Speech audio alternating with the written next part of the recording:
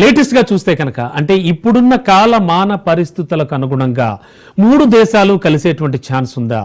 అప్పుడెప్పుడో జరిగిన ఆర్ఐసి అంటే రిక్ సమావేశం తరువాత జరిగినటువంటి సిచ్యువేషన్స్ ఏంటి? ఇప్పుడున్న పరిస్థితుల్లో ఎటువంటి పరిస్థితులు ఉన్నాయి?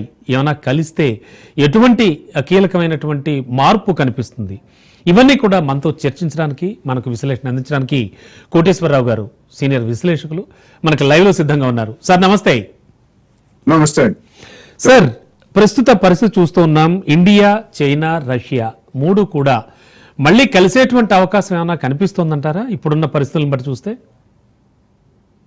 గతంలో ఒకసారి మీరు చెప్పినట్టుగా దాదాపు 20 సమావేశాలు వివిధ స్థాయిల్లో జరిగినటువంటి సమావేశాలని మనం చూసాం.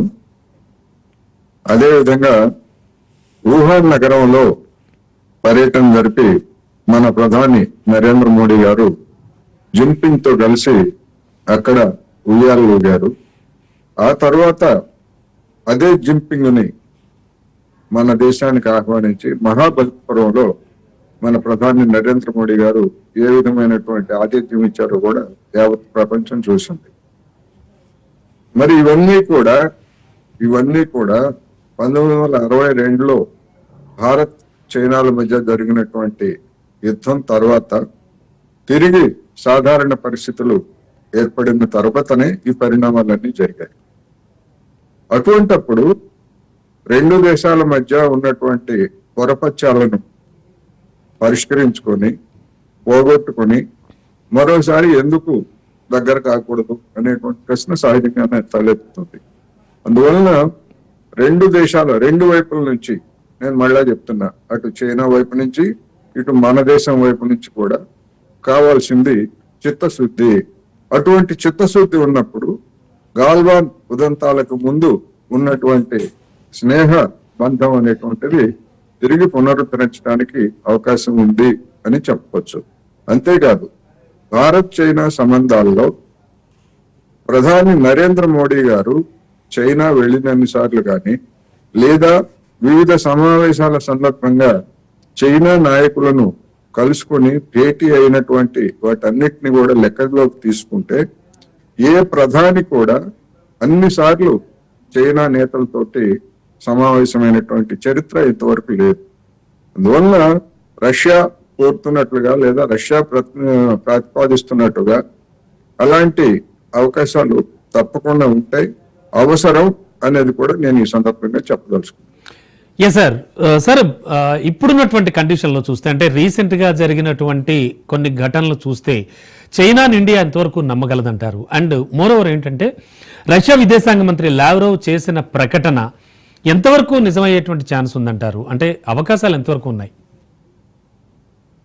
లావ్రోవ్ ప్రకటన అది సాధారణంగా అందరికీ తెలిసినటువంటిది, బహిరంగంగా ఉన్నటువంటి విషయాలనే లావ్రోవ్ చెప్పాడు తప్ప కొత్తగా లావ్రోవ్ చెప్పినటువంటి విషయాలు ఏమీ కాదు. అయితే ఆ చెప్పిన విషయాలని రష్యా వాంఛ ఏమిటనేటువంటిది ట్రంప్ ఒకవైపు రష్యా మీద మిత్రుడిగా నటిస్తూనే మరొక వైపు ఉక్రెయిన్ విషయంలో దాన్ని దెబ్బతీయడానికి ఆంక్షలను కొనసాగిస్తూనే లేదా మరిన్ని ఆంక్షలు పెడతానని బెదిరిస్తూనే ఉన్నటువంటి నేపథ్యాన్ని మనం చూస్తున్నాం. ట్రంప్ ఒకవైపు మిత్రుడిగానే కనిపిస్తున్నాడు పుతిన్కి. నేను 24 గంటల్లో ఉక్రెయిన్ ని సమస్య పరిష్కరిస్తా లేదా జెలెన్స్కీని ఒప్పిస్తా అని చెప్పేసి చెప్పినటువంటిది మనం చూసాం. కానీ రెండో వైపు నుంచి చూస్తే వెనక వైపు నుంచి అవసరమైనటువంటి పుల్లలన్నీ కూడా పెడుతున్నాడు అనేది మనకు తెలిసింది. అందువల్ల భారతదేశం, చైనా, రష్యా అనేటువంటిది కనుక కలిసేట్లయితే ప్రపంచంలో అమెరికా కానీ లేదా దానికి అనుబంధ లేదా దానికి మిత్ర దేశాలుగా ఉన్నటువంటి బ్రిటన్, ఫ్రాన్స్ ఇట్లాంటి దేశాల యొక్క ఆటలు సాగవు, ప్రపంచానికి శాంతి చేకూరుతుంది. అటువంటి దాన్ని విచ్ఛిన్నం చేయడానికి అమెరికా కుట్రపడుతూ ఉంది. లావ్రోవ్ చెప్పినటువంటి దానిలో అది కూడా ఉంది. భారతదేశానికి చైనాకి మధ్య తగాదులు పెట్టడానికి అమెరికా ప్రయత్నిస్తుంది అనేటువంటి విషయాన్ని కూడా చెప్పాడు. మరి లావ్రోవ్ మన దేశానికి మిత్రుడే కదా. అవునండి. మన దేశం పాకిస్తాన్ తో జరిగినటువంటి సంఘర్షణల్లో అదే రష్యా అమెరికా ఆంక్షల్ని ఉల్లంఘించి మనకి ఇచ్చినటువంటి S-400 సుదర్శన్ చక్రం అనేటువంటిది మనకి ఎంత మేలు చేసిందో మనం చూసాం కదా. Hmm. అందుకని మన పాలకులు దాని మీద ఏ విధంగా స్పందిస్తారు అనేది చూడాల్సి. Definitely sir. And almost all ప్రతి సెకను కూడా మన పతనం, అలాగే మనల్ని ఎలా దెబ్బకొట్టాలి అని ఆలోచించేటువంటి పాకిస్తాన్కి చైనా ఖచ్చితంగా సహాయం చేస్తోందని చాలా ఘటనలు నిరూపించేశారు. మరి ఈ నేపథ్యంలో లావ్రో చేసినటువంటి ప్రకటన ఎంతవరకు వర్కౌట్ అవ్వచ్చు? ఎందుకంటే పాకిస్తాన్కి హెల్ప్ చేయడం అనేది చాలా ఓపెన్గా చాలా సందర్భాల్లో అండ్ చాలాసార్లు నర్మగర్భంగా చేస్తున్నటువంటి పరిస్థితి అయితే చూసాం మనం. పాకిస్తాన్కి చైనా సాయం అనేటువంటిది రహస్యంగా ఏమీ జరగలేదు. అందరికీ తెలిసే విధంగా పారదర్శకంగానే జరిగిందనేది ముందుగా మనం గమనించాలి. Hmm. రష్యాకి F-16 యుద్ధ విమానాలని అందించింది ఎవరు? Hmm. అమెరికానే కదా. అవునండి. మన దేశంతో ఒకవైపు మనతో భాగస్వాములు అని, మనతో జగిని దోస్తులు అని, మన ప్రధానమంత్రి తోటి మాట్లాడినటువంటి ట్రంప్ కావచ్చు, జో బైడెన్ కావచ్చు, ఎవడైనా కానివ్వండి, మరి ఆ పాకిస్తాన్ కి ఇచ్చినటువంటి F-16 యుద్ధ విమానాలు ఎవరికి వ్యతిరేకంగా ఇచ్చినట్టు? అంతేకాదు మొన్న ఫిబ్రవరిలో ఆ F-16 యుద్ధ విమానాలకు సంబంధించినటువంటి మరమ్మతులు కానీ నవీకరణలకు కానీ ఇదే ట్రంప్ కొన్ని వందల కోట్ల డాలర్లు పాకిస్తాన్ కి రుణంగా ఇచ్చాడు. ఎందుకు ఇచ్చినట్టు? అది బహిరంగంగా F-16 లేదా ఇతర ఆయుధాలు అనేటువంటివి దానికి ఇస్తున్నప్పుడు పాకిస్తాన్ వాడు తనకు కావాల్సినటువంటి ఇతర ఆయుధాలని లేదా చౌకగా వచ్చేటువంటి ఆయుధాలని చైనా నుంచి కొనుగోలు చేస్తున్నాడు. చైనా ఎవరికైనా అమ్ముతుంది. ప్రపంచంలో అమెరికా ఎవరికైనా ఆయుధాలను అమ్ముతున్నప్పుడు చైనా కూడా తాను తయారు చేసినటువంటి ఆయుధాలని మనం చూస్తున్నాం. మనం ఫ్రాన్స్ దగ్గర రాఫెల్ యుద్ధ విమానాలు మనం కొనుగోలు చేయలేదా?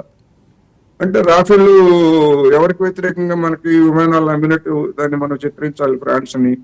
అందుకని ఆయుధ వ్యాపారం అనేటువంటిది వాళ్ళ పెద్ద లాభసాటిగా ఉన్నటువంటిది. అటువంటి ఆయుధ వ్యాపారంలో చైనా కూడా ప్రవేశించింది. చైనా కూడా తనకు అవసరమైనటువంటి ఆయుధాలను తయారు చేసుకుంటూ తన ఉత్పత్తిని ఇతర దేశాలకు విక్రయిస్తా ఉంది. మరి అమెరికా వాడు మొత్తం ప్రపంచానికి అంతటిగా ఆయుధాలు విక్రయిస్తున్నప్పుడు లేని తప్పు చైనా చేస్తే ఎక్కడి నుంచి వచ్చింది?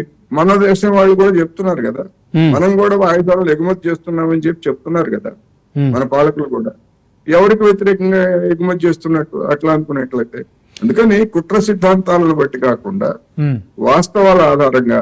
రెండోది, ఈ గాల్వాన్ ఉదంతానికి ముందు జింపింగ్ ని మన మహాబలిపురానికి మనం ఆహ్వానించినప్పుడు అప్పటికే పాకిస్తాన్ కి చైనా ఆయుధాలు ఇచ్చింది కదా. ఆ విషయం నరేంద్ర మోడీ గారికి తెలీదా? లేదు, అమెరికా F-16 విమానాలని పాకిస్తాన్ కి ఇచ్చింది.